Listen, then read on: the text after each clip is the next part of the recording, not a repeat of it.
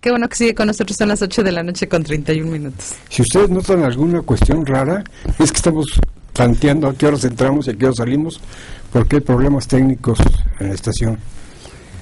Creo que, como dije en un principio, esta mesa se iba a convertir en una mesa de dimes y diretes, debates, intercambios, y licenciado, porque corresponde a usted.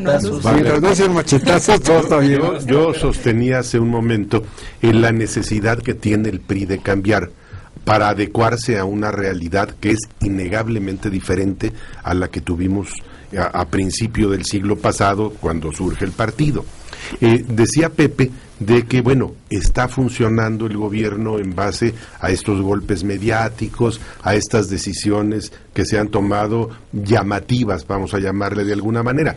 Pero yo también creo que cada una de estas golpes mediáticos o decisiones llamativas generan un riesgo muy importante. Porque, bueno, en el momento en que habla el señor presidente de que aquí no hay intereses intocables y demás, pues digo, está adquiriendo un compromiso bastante elevado. O sea, está poniendo la vara muy, muy arriba.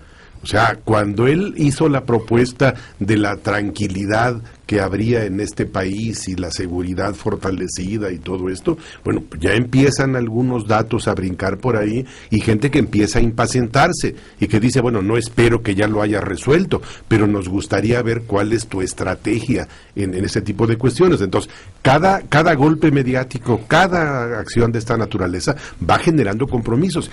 Y si se cumplen, bueno, pues la gloria, pero si no se cumplen, el golpe se cobra doble, ¿no? Entonces a mí sí me preocupa esa parte, ¿no? Estamos hablando de un gobierno que tiene apenas un mes, ¿eh? Yo creo que va a ser y ha hecho muchas cosas. Plantearnos como ciudadanos y electores eventuales. Algo que hizo Barack Obama cuando llega a la presidencia de los Estados Unidos y que creo que lo salva para hacer 100 días del gobierno. 3 meses. Y creo que lo salva cuando va por la reelección. Y es preguntarle a los ciudadanos cómo quieren medir el gobierno. Es decir, cómo vamos a establecer si Enrique Peña Nieto fracasó o hizo lo debido como presidente de la República. ¿Qué esperamos de él?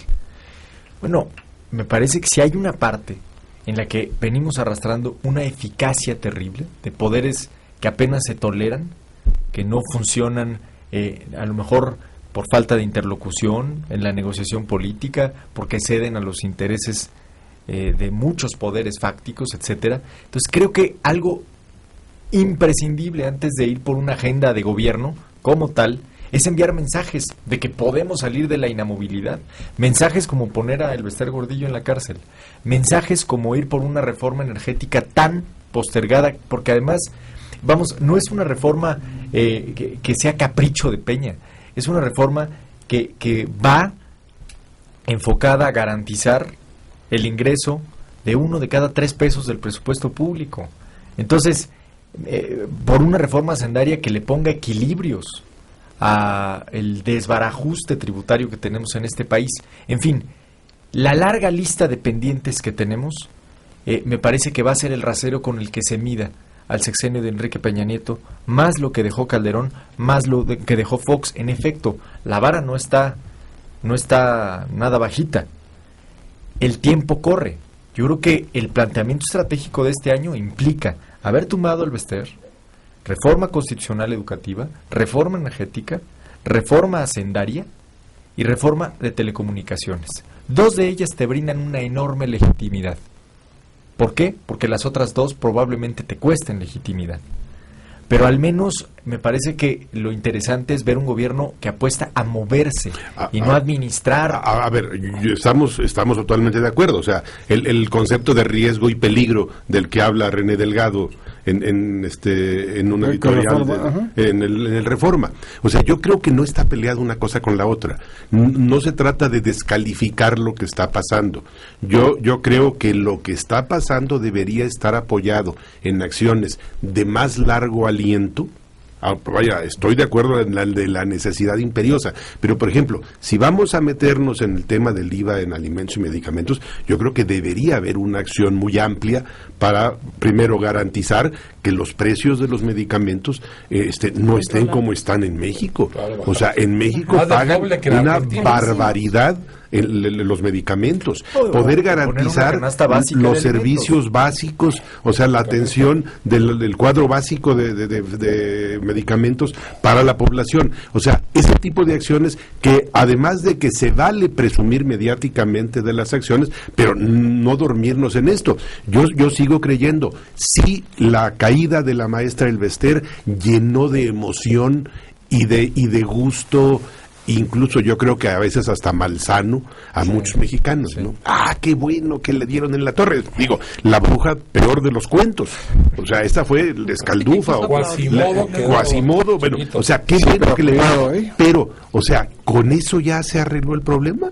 Ya empezó la disidencia magisterial, ya empezaron a plantearlo por ahí, ya se habla del desconocimiento del líder actual, y digo, y un movimiento desestabilizador en el ámbito de los maestros, no es así como cuestión muy fácil. Entonces, yo no veo el golpe de Elvester como algo definitivo y que sea benéfico en sí mismo, así nada más que ahí termine. Bueno, hoy, no, tiene que hoy nos van a acompañarse. decir qué pasó, Pero todavía no yo ahí sabe. se apuntaría, el golpe jurídico a la profesora es precedido por una reforma constitucional educativa. O sea que sí es un tema de mayor alcance. Me parece que ahí sí el plan estratégico en el tema educativo al menos hay que esperar para ver qué frutos da. Y hay que llegar a la ley de educación, ¿eh? Yo estoy de acuerdo con ese golpe, me encanta. Nada más que, bueno, hay que darle la dimensión como debe ser y asumir los compromisos que ese golpe Y estoy de implica, acuerdo, la lista es larga. Es decir, con el rasero con el que cae Elvester, hay muchos más que deberían dormir. Todos los argumentos que se usan en contra del Elvester se pueden aplicar cuando menos en 5 grandes líderes que tenemos ahí, con los mismos o peores condiciones, ¿no? Bueno, les propongo, nos vamos a ir al corte y la parte final, porque hablamos sobre Elvester Gordillo, ya que tocamos el tema. Muy bien. Así son las 8 de la noche con 38 minutos. Hacemos una pausa y regresamos con más de Visto Bueno Radio. 8 con 39 minutos. Hablábamos del caso de la profesora Gordillo, que va desde luego mucho más allá de su detención. El tema de fondo es la representación sindical, una educación de calidad. ¿Qué hacemos para que los niños de este país dejen de reprobar en las evaluaciones internacionales? Estoy de acuerdo, ese es el tema de fondo. Y atendiendo que no solo hay que escuchar las voces de las autoridades, sino también de la parte de los representantes de los maestros, hay una carta muy interesante que envió el líder de la sección 15 del CENTE al periódico Crónica y que nos gustaría compartir con el auditorio para dar algunas reflexiones. Así es en relación, también basándose en lo que es la novela política, La Disculpa, y dice el profesor Francisco Sinué Ramírez Oviedo: en el CENTE, por vocación, creemos rotundamente en la causa educativa y que por lo mismo nuestra mayor satisfacción es saber que nuestra labor trasciende la vida de niños y jóvenes de nuestro país. Hoy en día la educación está en el centro nacional, desde el padre de familia que sueña en que sus hijos accedan a este instrumento de futuro, hasta los actores sociales que conscientes están en la educación dentro y fuera del aula que desempeña un papel central en el proceso de cambio. Es de lamentar que hoy más que nunca, cuando esta área social necesita del sano impulso de todos, hay desviadas intenciones que, lejos de aportar, destruyen intereses que han emboscado a una parte de la opinión social para lanzarla en infame cruzada contra el magisterio nacional. Bueno, pues este es lo que manda el profesor Sinué, y vamos a ver qué opinión tienen ustedes. Yo nada más quiero agregar que en la mesa hemos tocado muchas veces el tema del CENTE, del Elvester, y sobre todo hoy en esta coyuntura. Pero me parece que aquí sí vale diferenciar el problema del magisterio, de los profesores, la realidad que viven muchos maestros de este país y la situación jurídica que hoy enfrenta la maestra. Son realidades muy distintas. Eso hay que marcarlo muy bien, porque no es contra los maestros esto, ¿eh? No, quedó muy claro, ¿no? Y sí, pero no faltará quien aproveche el viaje. Pero, o sea, sería equivocado, porque Flores de Mola y esos Mexicanos Primero y demás, Claro, que traen una campaña para privatizar, desde luego que le van a pegar, ¿no? Pero cada uno de nosotros en algún momento, como platicábamos con Pepe en la mañana, pues tiene alguna anécdota de sus maestros de la primaria o de la secundaria. No, todos tenemos historias. El maestro sigue siendo hasta la fecha personaje respetado Sí. en la mayoría lo general. de las comunidades, Y hay dos de maestros. las ciudades y demás, ¿no? Los maestros Y están el sindicato siempre por su lado trabajando. pues también debe tener sus cualidades, pero Claro, lo pero que mira, pasó aquí ahí es los que es maestros un... están siempre trabajando al pie del cañón, que están en las comunidades, que caminan 4 horas. He visto muchos maestros caminar ahí por... A ti tocó un día una visita que se hizo a San Lorenzo de Xotepec. Ujú. Un maestro, una subida, horas para llegar a su casa, al aula y de regreso a su casa. O sea, gente que se la rifa todos los días. Los que están ahorita en penumbra son los comisionados, los maestros que son parte de la estructura sindical, que están comisionados en funciones de partido, el PANAL, que es una élite. Esos son los que están con el ruido más grande. Porque el maestro que está en el aula, solo sabe que les cuentan su cuota sindical, y cuando hay que desfilar, desfilan, y cuando el sindicato los convoca, acuden. Pero aquí es una gran estructura, que se encuentra pues con los maestros, que no solamente los del sindicato, son una estructura sindical, es una estructura paralela de comisionados, que son los que participan en el PANAL, promotores ideológicos, promotores políticos, comisionados precisamente en el propio sindicato, de algunas funciones inherentes. Entonces, bueno, yo creo que el golpe directo lo sienten ese tipo de estructuras. Porque el maestro que está en el aula permanentemente trabajando, excepto Oaxaca y Es que hay que diferenciar. ese maestro toda la vida ha estado y seguirá y permanecerá trabajando como siempre. Solo sabe Sí. que lo que negocian le impacta, que hay que dar su cuota sindical que le descuentan ipso facto. Y que se utiliza pero- mal según la Oye, pero investigación que se está parece haciendo. de repente que hablamos de estas dos realidades que no tienen que ver. Y claro que tienen que ver. ¿Por qué? Porque los lujos de unos se pagan con las cuotas de otros. Es decir, por un lado tienes a este maestro de San Lorenzo, que tarda 4 horas en llegar a su casa y es un esfuerzo de verdad heroico para educar en un salón de Tienes clases. políticos que están... Y tienes a una están señora que cobrando, gastó $3 millones en una tienda departamental. están jubilados, O sea, pues, esa políticos es la realidad jubilados, de dos. que De los son profesores damas de y la libertad. y de los representantes sindicales. Pues sí. Entonces, me parece que sí, para abordar el tema con todas sus aristas, hay que diferenciar lo que viven estos maestros, la cara del magisterio que todos conocemos y la cara de la representación sindical que evidentemente vive uno de sus peores noches.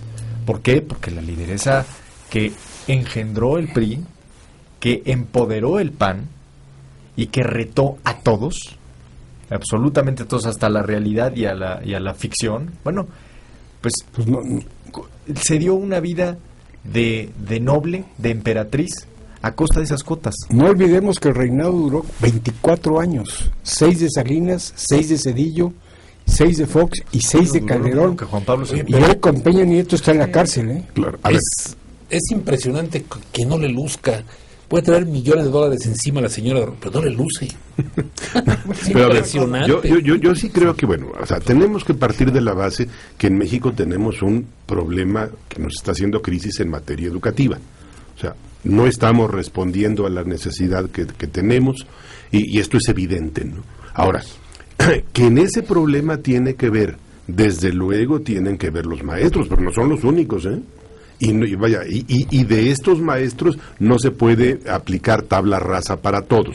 Hablar de maestro no es hablar de un común denominador, desafortunadamente. Eso es correcto. O afortunadamente. Segundo lugar, también viene gobierno, en donde Abandonado. muchas veces los recursos que deben de ir a educación no llegan a la educación. O sea, muchas veces áreas muy importantes en materia educativa se repartieron entre los cuates, ¿no? O sea, yo quisiera hablar de los subsecretarios de educación que han pasado en los últimos años ahí, cuántos verdaderamente conocen su oficio. Uno Hay era algunos yerno de que ella, son- ¿eh? O sea, bueno, conoce su oficio, pero no es precisamente el educativo, es otro tipo de cuestión, pero para ¿no? que nos demos cuenta de lo que era el Becer Gordillo, basta recordar la anécdota que cuenta Roberto Samarripa del periódico Reforma, donde dice que viajando con un amigo muy cercano en San Diego, al pasar frente a una agencia de autos BMW, le dijo a su acompañante, uno de sus allegados, que por cierto, parafraseando, dice: párate aquí, ese carro me gusta, baja y cómpralo. Pero ya con eso se puede medir el tamaño de lo que era el Ballester Gordillo. Pero sí hay que diferenciar los maestros por un lado, el Ballester Gordillo por otro lado, y el sindicato. El sindicato también tiene que tener gente ahí que sea brillante, ¿no? Yo pondría simplemente hay que como centro organizarlos. la educación, el problema educativo, en donde decía yo, o sea, tiene que ver los maestros, pero también tiene que ver los gobiernos, tanto federal como estatales, y tenemos que ver los padres de familia y la sociedad en general. Todos somos los corresponsables en la labor educativa. Entonces, vaya, en este concepto sí no me gustaría que no confundamos y no nos vayamos con la finta. No, es que ya metieron a la cárcel el Ballester. Sí, qué justo, digo, si hizo lo que dicen que hizo o lo que aparece ahí, qué justo que lo hayan hecho. Más justo sería que, bueno, este fuera el inicio de una serie de acciones para no solamente pero entonces vamos a punitivas. dejarlo, licenciado, a que este es un caso que se va a seguir en los tribunales. Claro. Pero ya no lo mezclemos con lo político. Claro, pero que este caso permita, por ejemplo, resolver la torpeza que se cometió, la debilidad que tuvo el gobierno federal cuando no aceptó en la reforma laboral la rendición de cuentas de los sindicatos. Eso tiene muy poquito tiempo, en donde recularon los partidos, el PRI básicamente reculó en ese tema, y vaya, yo creo que eso tiene que cambiar.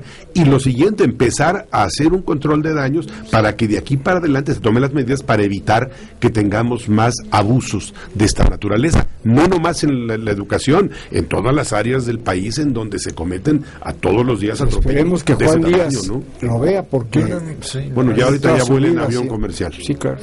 Y en turista. Bueno, yo nada más agregaría que hay para mí sí un cambio de fondo y trascendental, que es la evaluación de los maestros.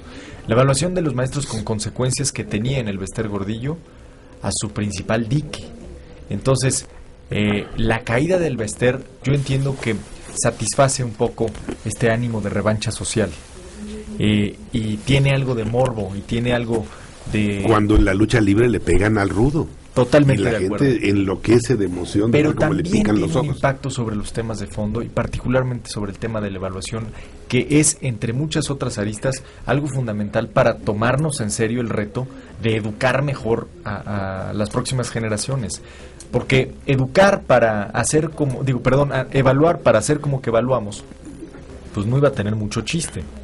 Entonces, me parece que si hacemos un corte o le ponemos pausa a la película política que estamos viviendo y analizamos el escenario educativo hace 3 meses y el escenario educativo hoy, bueno, empieza a salir un rayito de sol, empieza a salir por ahí, ya empieza a verse la luz al final del túnel, porque tenemos la posibilidad jurídica y con consecuencias de evaluar al magisterio después de capacitarlo.